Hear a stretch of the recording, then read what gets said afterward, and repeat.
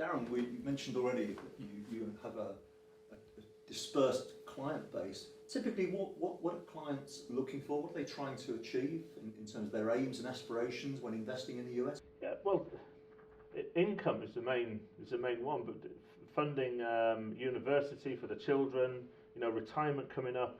A lot of our clients now are sort of at 50, 55 years old, and they're looking at retirement in 5 or 10 years and thinking, well, where can I use my lump sum that I've got safely to invest in a strong market that's going to give me more than 1.5–2% I can get in the banks, or the 3 and 4% I can get in the UK market.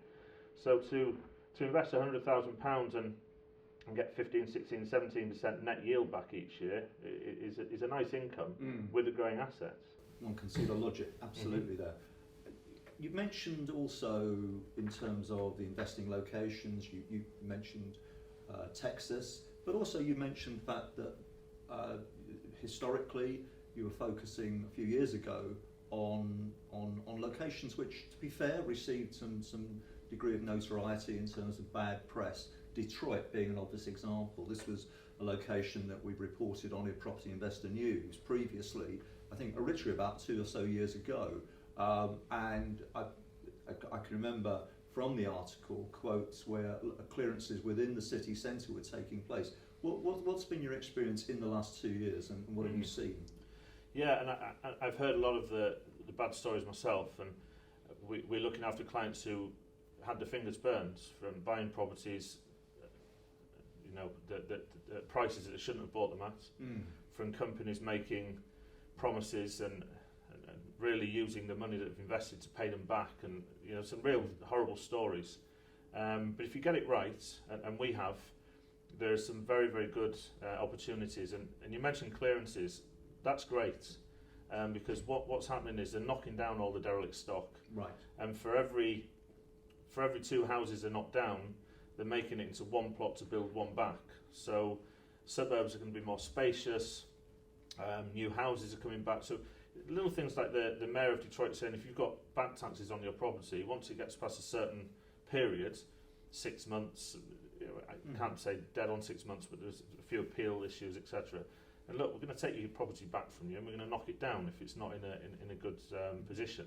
So that's great. Let's get rid of all the old derelict stock, and let's bring new property in. And some of the things people don't realise and appreciate about Detroit, because they see what's in the media, they see what the UK press have reported on, and if you Google Detroit property, there are some well-known publications in there.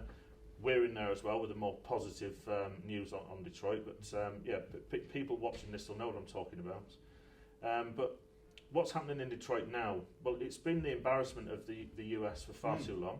It's recently come out of bankruptcy, the quickest city, I think, in history to come out of bankruptcy. And there's literally billions and billions of dollars pouring into Detroit to get it off its knees.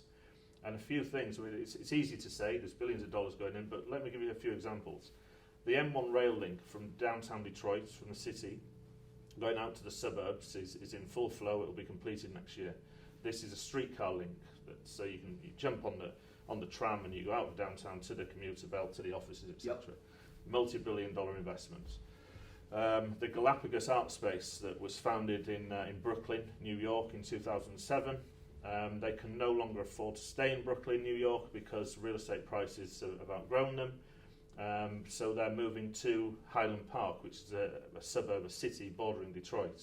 This is going to bring in millions of dollars of trendy cafes and artists, etc., and the art set will move with them. Yes. A lot of Silicon Valley companies are moving up to Detroit. There's new sports stadiums being built in Detroit. There's a new bridge being built from Detroit, an 8-lane trade-only bridge being built from Detroit to Canada for trade purposes. Lots and lots and lots of very strong economic factors coming into Detroit. Virgin have just started flying into Detroit. There's a lot of high-profile names getting into that market. And if you look at Detroit downtown, it's a thriving city. It's a very nice place to go. You get inundated and brainwashed with the horrible pictures of burnt down houses, yes, derelict houses. We have those here as well. Go downtown Detroit is like going downtown London in some respects. But it's a little bit nicer. It's more spacious, and there's green areas and better. I'm not going to compare London to Detroit, but you get the point. No, It's a nice modern area to be in. So there's people's historic perceptions, and there's the reality of today. Absolutely. And clearly, from what you're saying, there's a lot more positives happening now than maybe 3 or so years ago. Absolutely right. Yeah. A condo, 1-bedroom apartment, 2-bedroom apartment in downtown Detroit, you can pay $450,000 for. I don't think many people would have guessed at that figure. You move out of Detroit, and we've got a new development called Highland Park Residence being built 8 miles from downtown Detroit, where you can get into the market for around $40,000, 25% down the rest next year when it's built, with a guaranteed rental income for 2 years, and on the M1 rail link, the streetcar link I mentioned earlier.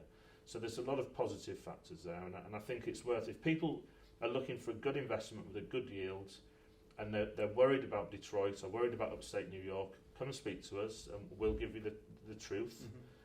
We won't hide anything from you. You can go over there, jump on a flight, go and meet the registered brokers over there, go and meet the suppliers, go and meet the maintenance companies and management companies, and have a look around and make your own mind up.